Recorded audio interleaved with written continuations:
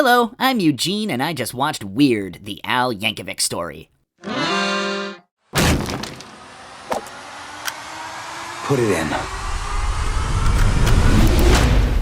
As far back as I can remember, I've listened to Weird Al. He was one of my favorite musicians when I was a kid, and weirdly enough, he remains one of my favorite musicians. In 1989, he co-wrote and starred in his first feature film, UHF. It landed with a bit of a thud in the midst of a big blockbuster summer that year, but has gone on to become a cult classic. But now he's back in the feature film world with a biopic about his own life. We meet young Al secretly listening to the Dr. Demento show on his radio. He wants nothing more in life than to write new lyrics to popular songs, but his father won't have any of that and would rather see his son get a job down at the big factory where he works. Your dad and I agreed it would be best if you just stop being who you are and doing the things you love. A traveling accordion salesman comes to the door and changes Al's life forever. Soon he's sneaking out of his bedroom at night and going to raunchy polka parties. One day in college, inspiration hits him like a bolt of lightning when making a bologna sandwich while My Sharona plays on the radio. Oh, my little hungry one, open up a package of my bologna.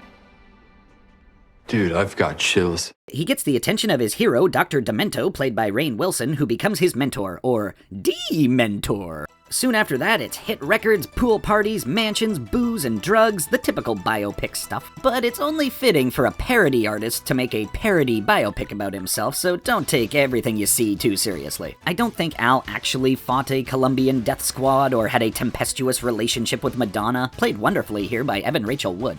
She actually becomes the villain of the picture, trying to get Al to parody one of her songs so her own record sales will increase. The only time I actually met, our relationship is platonic, by the way. Yes. And the only time I actually met her was in 1985. I talked to her for maybe like 45 seconds backstage. So that's the extent of the relationship. And she's in the whole movie, by the way. Oh, she's a huge part of the movie. The film subverts your expectations in several clever ways. My favorite is when the film claims that Michael Jackson is the one who parodied Weird Al. What gives him the right?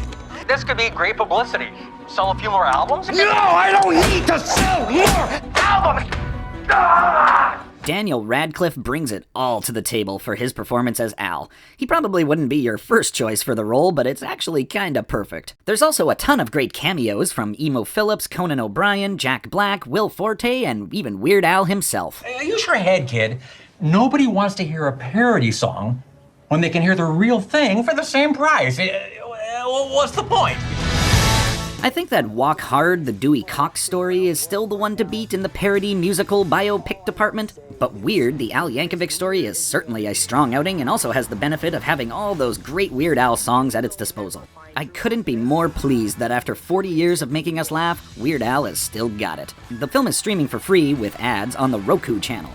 Finally, my Roku TV is paying off.